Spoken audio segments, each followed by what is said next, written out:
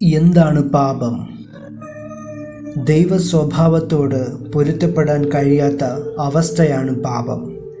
പാപത്തിൻ്റെ ഏക അളവുകോൽ ദൈവ സ്വഭാവമാകുന്ന വിശുദ്ധി മാത്രമാണ്. ദൈവത്തോട് അനുരൂപപ്പെടാൻ കഴിയാത്തതുകൊണ്ടാണ് പാപം പാപമായി തീരുന്നത്.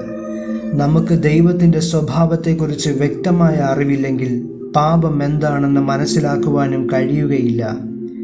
ദൈവത്തെ മനസ്സിലാക്കുവാനുള്ള ഏക വഴി അവൻ തന്നെക്കുറിച്ച് തന്നെ പറയുന്നത് കേൾക്കുക, അവൻ്റെ വചനങ്ങൾ പഠിക്കുകയും ധ്യാനിക്കുകയും ചെയ്യുകയാണ്. പാപം എത്ര ഭയങ്കരമാണ്!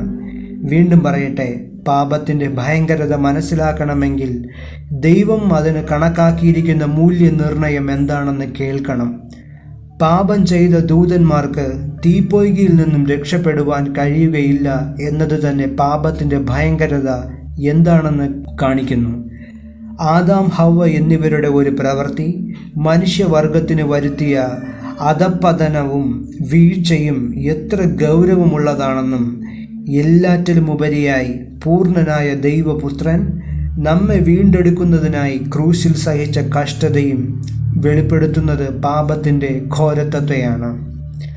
സകല മനുഷ്യരും 3 തരത്തിലുള്ള പാപങ്ങളെ അഭിമുഖീകരിക്കുന്നു. 1. ആരോപിക്കപ്പെടുന്ന പാപം, അതായത് ആദാമിൽ നിന്ന് തലമുറകളിലേക്ക് കടന്ന പാപം. ഇതിൻ്റെ ഫലമായി മനുഷ്യ സമൂഹത്തിലെ ഓരോ വ്യക്തിയും ആത്മീകമായി മരിച്ചവരും ശിക്ഷാവിധിക്ക് വിധിക്കപ്പെട്ടവരും ആണ്. 2.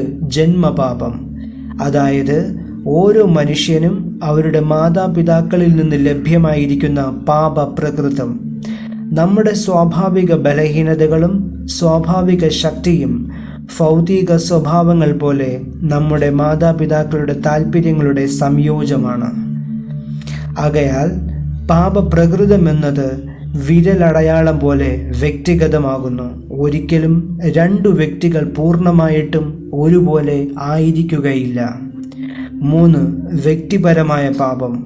ഇത് നമ്മുടെ തിരഞ്ഞെടുപ്പിൻ്റെ ഫലവും നമ്മുടെ പാപപ്രകൃതത്തിൻ്റെ ബാഹ്യ പ്രകടനവുമാണ്. വ്യക്തിപരമായ പാപങ്ങളെക്കുറിച്ചാണ് ബൈബിളിൽ പാപം എന്ന് പറയുന്നത്. പാപം 3 തരത്തിലാണുള്ളത്. മാനസികം, അതായത് ചിന്തകൾ; വാമൊഴികൾ, അതായത് വാക്കുകൾ; പുറമേയുള്ളത്, അതായത് പ്രവൃത്തി. ആദം ദൈവത്തെയാണ് കുറ്റപ്പെടുത്തിയത്. എന്തുകൊണ്ടെന്നാൽ അവന് സ്ത്രീയെ നൽകിയത് ദൈവമാണ്. സ്ത്രീയാകട്ടെ പാമ്പിനെയാണ് കുറ്റപ്പെടുത്തിയത്. അവരുടെ അനുസരണക്കേടിൻ്റെ ഉത്തരവാദിത്വം 2 പേരും ഏറ്റെടുക്കുവാൻ തയ്യാറായിരുന്നില്ല. എന്നാൽ ദൈവം ഇതിനൊരു പരിഹാരമുണ്ടാക്കി. അത് ക്രിസ്തുവിൻ്റെ ക്രൂശ് മരണമായിരുന്നു. അവൻ എല്ലാവർക്കും വേണ്ടി പാപമാക്കപ്പെട്ടത് അവനിൽ വിശ്വസിക്കുന്നവർക്ക് അവൻ മൂലം ദൈവത്തിൻ്റെ നീതിയാകേണ്ടതിനായിരുന്നു. എന്തുകൊണ്ടെന്നാൽ നമ്മുടെ എല്ലാ ശിക്ഷാവിധികളും ക്രിസ്തു അനുഭവിച്ചുകൊണ്ട് പാപത്തിൽ നിന്നും അതിൻ്റെ പരിണിത ഫലങ്ങളിൽ നിന്നും സ്വതന്ത്രമാകുവാനുള്ള അവസരം നൽകിയിരുന്നു. എന്നാൽ ഈ സ്വാതന്ത്ര്യം നമ്മുടെ തിരഞ്ഞെടുപ്പിലൂടെയാണ് സാധ്യമാകുന്നത്.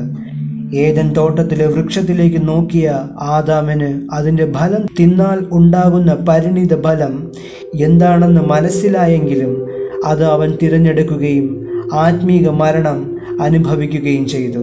ആദാമിൽ മരിച്ചവരായ നാം മറ്റൊരു വൃക്ഷത്തിനരികിലാണ് വന്നിരിക്കുന്നത്. അത് ക്രൂശാകുന്നു. അതിൽ പങ്കാളികളാകുകയും പരിണിതഫലമായ സ്വാതന്ത്ര്യം പ്രാപിക്കുകയും ചെയ്യുവാനുള്ള തിരഞ്ഞെടുപ്പാണ് നാം എടുക്കേണ്ടത്. നാം മനസ്സിലാക്കിയ ത്രിവിധ പാപങ്ങളുടെ പരിഹാരം ക്രൂശിൽ മാത്രമാണ്. നമ്മിൽ ആരോപിക്കപ്പെട്ടിരിക്കുന്ന പാപം രക്ഷിക്കപ്പെടുന്ന സമയത്ത് അത് ക്രിസ്തുവിലാകുന്നതിനാൽ നാം ഇപ്പോൾ ക്രിസ്തുവിൽ നിരപരാധികളായിത്തീരുന്നു. ആദാമിലായിരുന്നപ്പോൾ നാം പാപികളായിരുന്നു. ആദാമിൽ എല്ലാവരും മരിക്കുന്നത് പോലെ ക്രിസ്തുവിൽ എല്ലാവരും ജീവിപ്പിക്കപ്പെടും.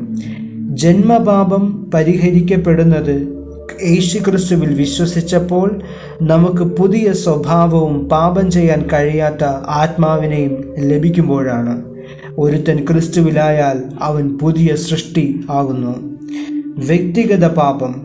ഇതെടുത്തു കാട്ടുന്നത് യേശുക്രിസ്തു നമ്മൾ ചെയ്തു പോയിട്ടുള്ള ഓരോ പാപങ്ങളുടെയും പിഴ കൊടുത്തു വീട്ടി എന്നാണ്. അതുകൊണ്ട് എപ്പോൾ നാം പാപത്തിൽ അകപ്പെട്ട് ദൈവിക കൂട്ടായ്മ നഷ്ടപ്പെടുന്നുവോ അപ്പോൾ തന്നെ അനുദപിച്ച് ഏറ്റുപറഞ്ഞാൽ അത് ക്ഷമിക്കപ്പെടും. നമ്മുടെ പാപപ്രവൃത്തികൾ അടിസ്ഥാനപരമായ ഒരേ പ്രവൃത്തിയാണെങ്കിലും നമ്മുടെ വിരലടയാളം പോലെ അതും വ്യത്യസ്തമാണ്. ബലഹീനമായ സാഹചര്യങ്ങൾ, ശക്തിയുടെ സാഹചര്യങ്ങൾ, ജഡീകാഭിലാഷങ്ങൾ, അടിസ്ഥാനപരമായ ചില പ്രവണതകൾ എന്നിവയിലൂടെയാണ് പാപപ്രകൃതികൾ രൂപപ്പെടുന്നത്. ബലഹീനമായ മേഖലകൾ, ചില പ്രത്യേകതരം പാപങ്ങളാൽ നാം ഓരോരുത്തരും വലിച്ചിഴക്കപ്പെട്ടിരിക്കുകയാണ്. ചിലർക്ക് അത് നാവുകൊണ്ടുള്ള പാപമാണ്, ചിലർക്ക് മനോഭാവത്താലുള്ള പാപമാണ്, മറ്റു ചിലർക്ക് പരസ്യമായ പാപങ്ങളാണ്. ശക്തിയുടെ മേഖല ചില മാനുഷിക നന്മകളാൽ പാപത്തിലേക്ക് വലിച്ചിഴക്കപ്പെടുന്നു. നാം ദൈവവചനത്തിലും പരിശുദ്ധാത്മാവിൻ്റെ ശക്തിയിലും ആശ്രയിക്കാതെ നമ്മുടെ ചില സ്വഭാവ സവിശേഷതകളിൽ മാത്രം ആശ്രയിക്കുന്നുവെങ്കിൽ അത് നമ്മെ കെണിയിലകപ്പെടുത്തും. ദൈവത്തിൻ്റെ പരിശുദ്ധാത്മാവിൻ്റെ ശക്തിയുടെ നിയന്ത്രണത്തിനപ്പുറം നമ്മുടെ ശക്തിയാൽ ദൈവത്തിന് പ്രസാദകരമായ ഒന്നും ചെയ്യുവാൻ നമുക്ക് കഴിയുകയില്ല. എന്തുകൊണ്ടെന്നാൽ ദൈവത്തെ കൂടാതെയുള്ള നന്മ ദൈവം മുൻപാകെ തിന്മയാണ്.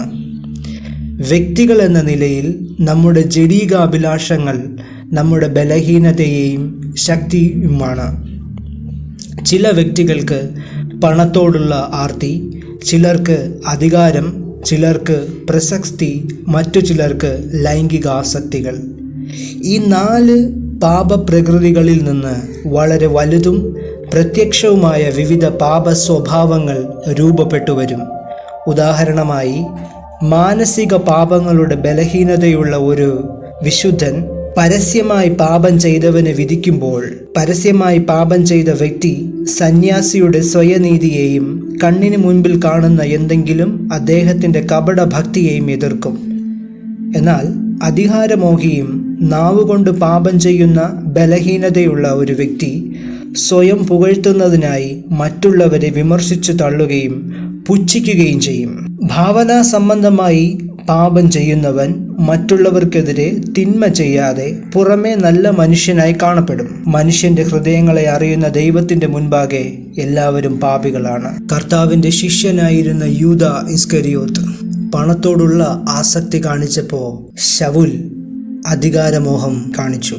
ലൈംഗിക ആസക്തി ദാവീദിലും ശിംശോനിലും പ്രകടമായിരുന്നു. എന്നാൽ ദൈവത്തിൻ്റെ കൃപയും സ്നേഹത്തെയും മനസ്സിലാക്കിയ ദാവീദ് ഇതിൽ നിന്നും വ്യത്യസ്തനായിരുന്നു. ദാവീദ് ഒരു പാപിയായിരുന്നു.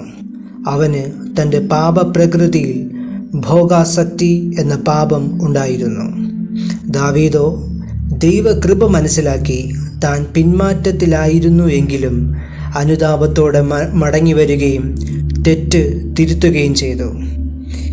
എങ്ങനെ ദൈവകൃപ പ്രാപിക്കാമെന്നും അതെങ്ങനെ മറ്റുള്ളവരിലേക്ക് പകരാമെന്നും ദാവീദ് അറിഞ്ഞിരുന്നു. പാപം ഈ ലോകത്ത് ക്ഷമിക്കപ്പെടുവാൻ കർത്താവായ യേശു ക്രിസ്തുവിൻ്റെ നാമമല്ലാതെ മറ്റൊരു നാമം വേറെയില്ല.